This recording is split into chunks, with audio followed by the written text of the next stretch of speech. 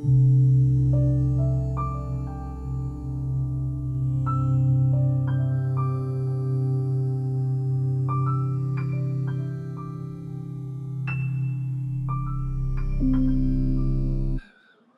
the clerk please call the roll?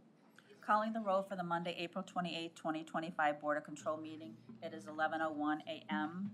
We have Councilmember Meredith Turner, Here. Trevor Meckler serving as an alternate for Michael Hauser, Here. Councilmember Robert Schlepper, Here. Melanie Say serving as an alternate for Mike Dever, Here. Michael Chambers, Fiscal Officer serving as chairman, Here. Paul Porter. Here. We have a quorum. Okay, thank you. Next on the agenda is the review and the approval of the minutes from the 21st of April. I will make a motion to approve. Is there a second? Second. Seconded by Councilwoman Turner. All in favor to approve the minutes, say aye. Aye. Aye. Opposed? The minutes are approved. Any public comment? No public comment? Let's go to our first item. First item, new item for review, BC 2025-273, Department of Development submitting an RFP exemption which will result in an award recommendation to Metro West Community Development Organization and LGMW Blanket Mill Managing Member LLC, and the amount not to exceed $250,000 for construction materials, professional soft costs, and purchase of furniture, fixtures, and equipment for the redevelopment of 3466 St. Rocco's Court for the period April 21st, 2025 through April 30th, 2029, and submitting an incentive agreement via contract number 5375 with said RFP exemption.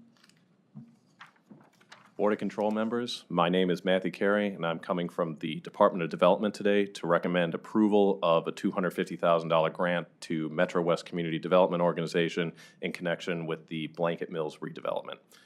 Blanket Mills was a vacant industrial building located at 3466 St. Rocco's Court in the Clark-Fulton neighborhood of Cleveland. The building was a challenging one to redevelop, being a historic industrial building with over 60,000 square feet. But the Metro West team, in partnership with their managing member and developer on the project, the Levin Group, were able to transform part of the vacant structure into 60 units of affordable housing, which are now fully occupied with a waiting list.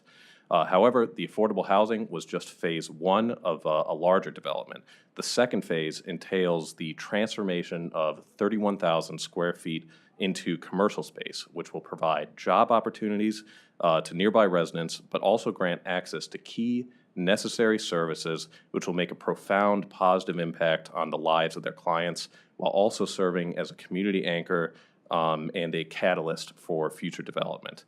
Some of the service providers include Neighborhood Family Practice, the Spanish American Committee, which will be hosting their daycare Little Footsteps in the space, Metro West Community Development Organization, and the Cleveland Department of Public Health.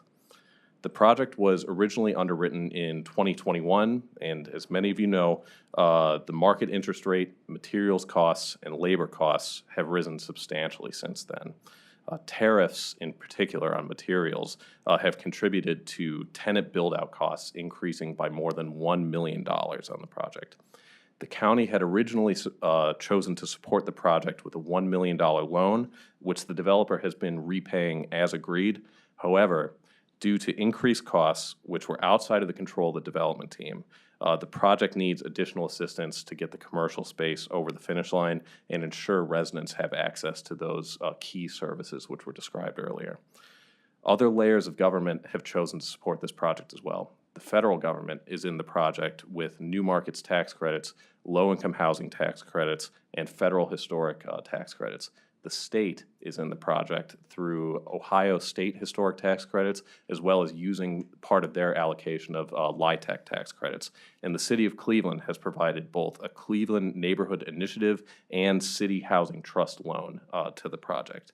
The Department of Development, after a thorough review, has determined that it is in agreement with all those other funders that this is a worthy project, and so recommends approval of this $250,000 grant, which will allow the commercial portion of this new neighborhood anchor to reach completion. And at this point, I'd be happy to take any questions that the board might have. Thank you, Matthew. Are there questions from the board on this item?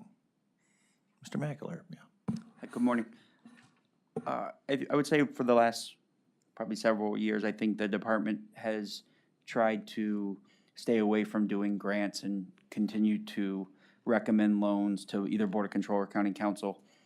This is the second grant that, you know, has come up in the last couple of weeks. There was a grant and on the council agenda last week. What, is this kind of a new approach? Is it a shift? Is this this one and the one from last week kind of one-offs? Where are we, I guess, like on the policy of grants now? Yeah, I would say it's the latter. Those last two these last two are pretty much one-offs. The one from last week or 2 weeks ago through the committee was, you know, bringing a headquarters for a major healthcare company to Cleveland. So that was, you know, we wanted to provide some assistance. In this case, it has more to do with, there's a nonprofit involved with this, and to bring these community services to a neighborhood that's had challenges and hasn't seen a lot of development. So we've, you know, offered a small grant to help bring it across the finish line. And we've already, you know, provided a sizable loan to the project as well. So this is, you know, just some follow-on funding to help bring it to fruition. Are the 60 units filled, or are they open? I mean, are they completed on that portion? They're completed and they are fully filled, yes. That's great. Are there any additional questions? Please. Thank you. You mentioned, well, it mentions here that this project must be completed by January 31st, 2026. Will there be a penalty if it's not, and what is it? I'll defer to my Economic Development Administrator. That's usually just the date we put in that we want to see the funds spent by. So there wouldn't be a penalty, they just wouldn't be able to receive funding after that date. Okay, and could you help me understand when the difference between state prevailing wage versus the Davis-Bacon wage? I think there's a technical difference between it. When there's federal funds in a project, that requires the Davis-Bacon prevailing wage. If it's just county funds and there's no federal funds, we require the state prevailing wage. There's some slight differences, but in general, usually the labor, organized labor contracts sort of dictate what that rate is. Okay, and just to follow up on Trevor's question, when we see the next one-off, are we developing some type of policy around when that is necessary? We are considering some policies because we're updating our loan programs. So when that happens, we will be, you know, letting everyone know what those are. Thank you. Thank you. Any final questions? Seeing no further questions, I will make the motion to approve the item. Is there a second? Second. Seconded by Councilwoman Turner. All in favor to approve, say aye. Aye. Opposed? The item is approved. Next very item, please. Next item, BC 2025-274, Fiscal Office submitting an RFP exemption, which will result in an award recommendation to Legal News Publishing Company, DBA Daily Legal News, in the amount not to exceed $20,000 for the publication of 2 consecutive legal advertisements of a block notice and the listing of properties for a forfeited land sale, and submitting a purchase order with said RFP exemption. Good morning, Dominique Tatum, Fiscal Department. This is a not-to-exceed purchase order for advertisement for our forfeited land sale this August. Okay, Dominique, thank you. Are there questions from the board on this item? Seeing no questions, I will make the motion to approve it. Is there a second?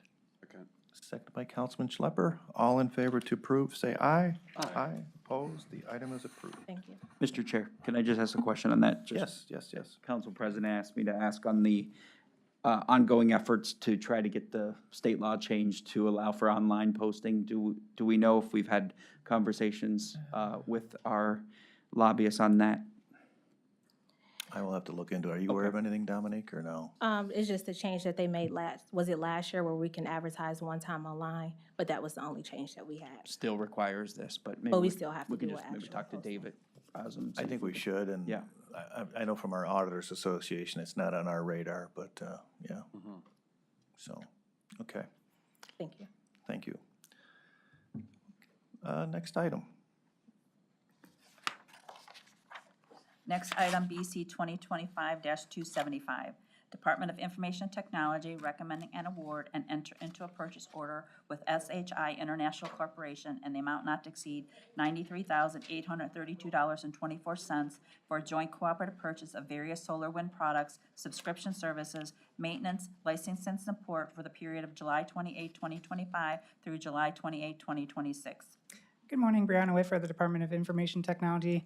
This software package with SolarWinds, this is our infrastructure management software, handles network monitoring, network management, so that goes countywide. Okay, Brianna, thank you. Are there questions from the board on this item? Seeing no questions, I will make a motion to approve it. Is there a second? Seconded by Councilwoman Turner. All in favor to approve, say aye. Aye. Oppose? Item approved. Next item?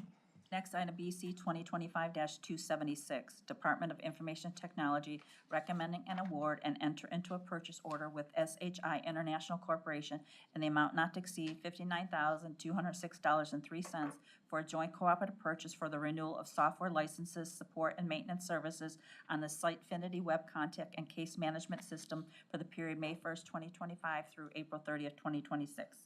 Good morning, Brianna Whit again for Department of Information Technology. This software is for licenses and content management for the county websites. Main websites that we see with the most visitors are the county's main page, and then the courts, Board of Elections, HHS. They see the bulk and the majority, but these are licenses for all the county sites. Thank you, Brianna. Are there questions from the board on this item? Seeing no questions, I will make the motion to approve it. Is there a second? Second. Seconded by Councilman Schlepper. All in favor to approve, say aye. Aye. Opposed? Item approved. Next item. Next item, BC 2025-277, Department of Information Technology submitting an amendment to a contract with BPS Technologies Ventures 2 LLC, DBA BPS Technologies for the renewal of maintenance and software support on the WriteFax Enterprise Fax Manager servers for the period June 1st, 2023 through May 31st, 2025, to extend the time period to May 31st, 2026, and for additional funds in the amount not to exceed $26,756.71, effective upon signatures of all parties. Good morning, Brianna Whit for the Department of Information Technology. This WriteFax software, this is our electronic faxing software. This allows us to do digital paperless faxing. Okay, are there questions from the board on this item? Seeing no questions, I will make a motion to approve it. Is there a second? Seconded by Councilwoman Turner. All in favor to approve, say aye. Aye. Opposed? The item is approved. Next item.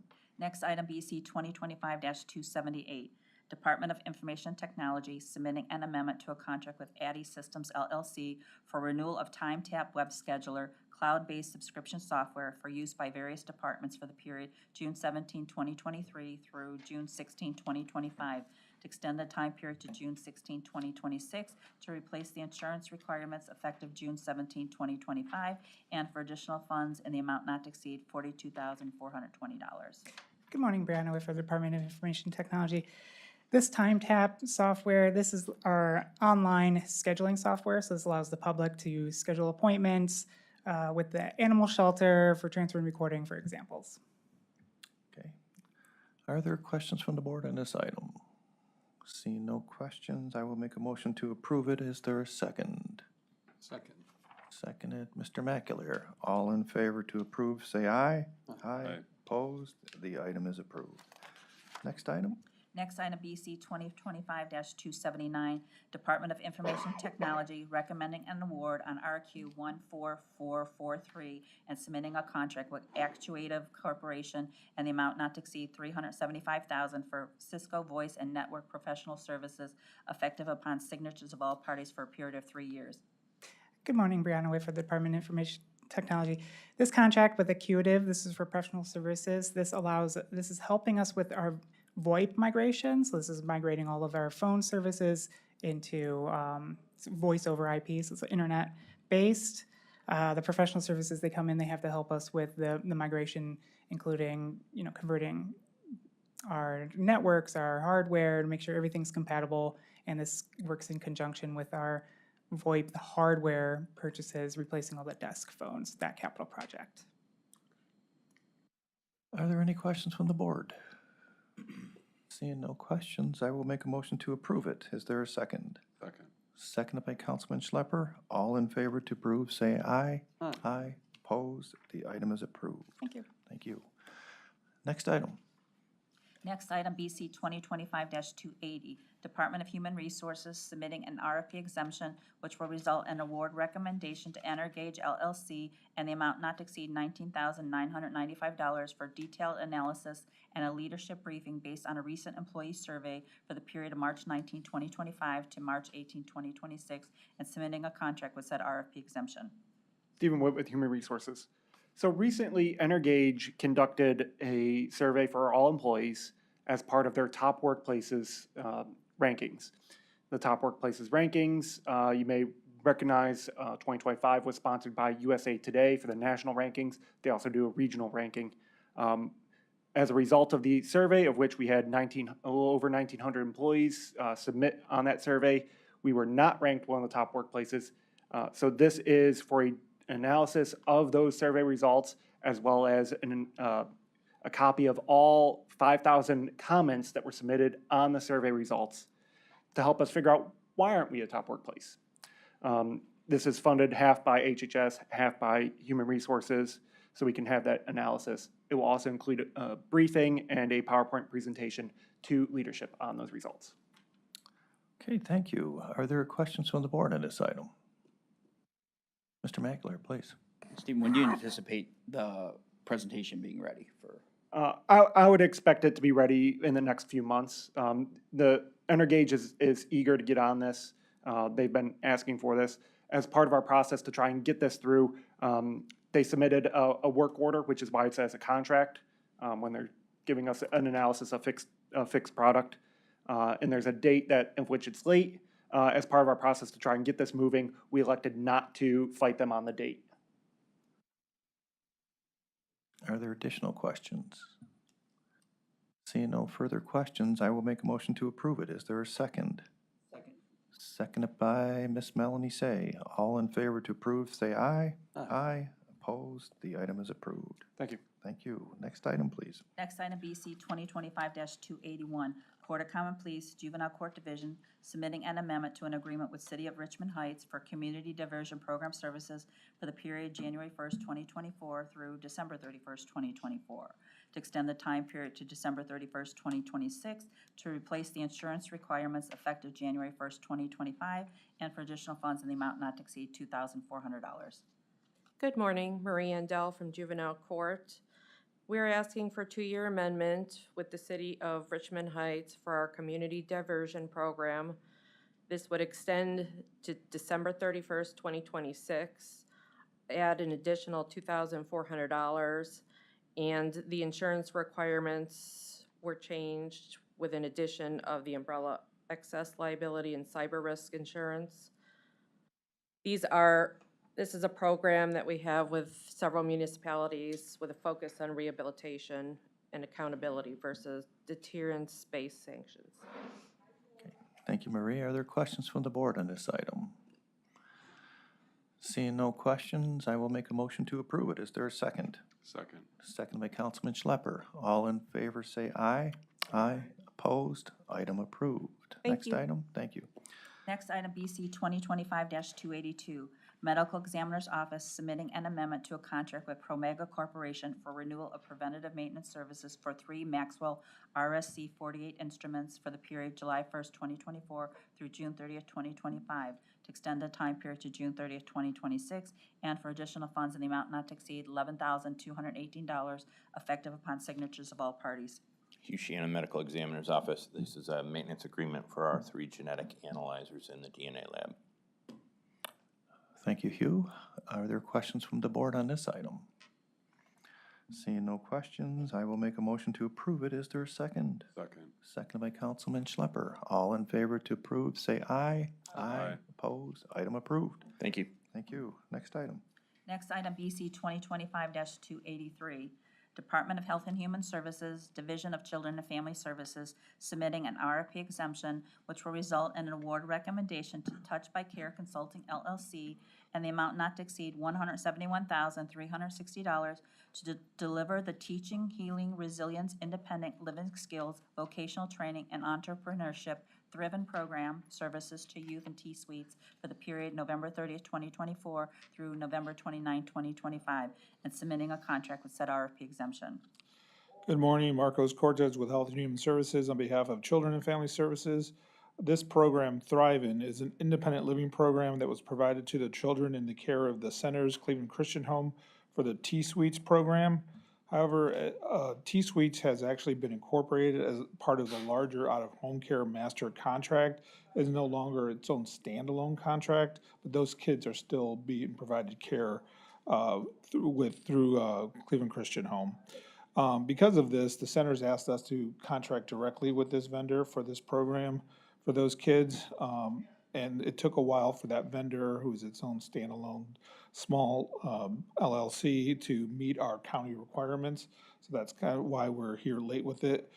These funds are specifically for independent living, TANF independent living funds. And we have until the end of the federal fiscal year to use them, or otherwise we risk losing them. Thank you, Marcos. Are there questions from the board on this item? Seeing no questions, I will make a motion to approve it. Is there a second? Second.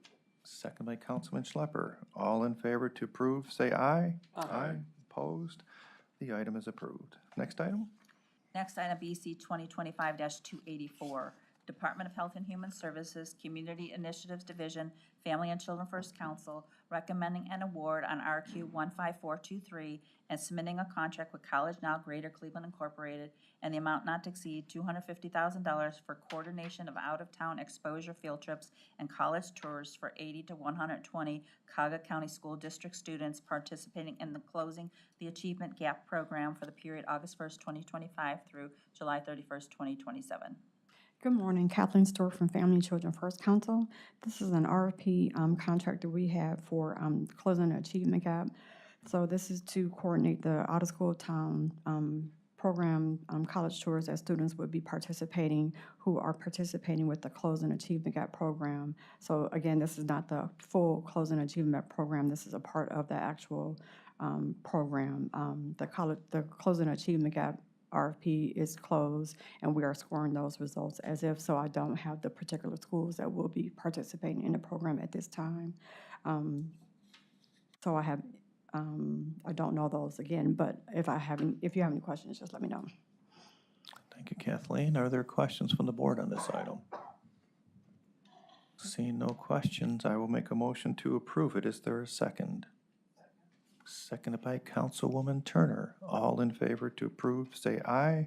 Aye. Opposed? The item's approved. Great, Next thank you. item.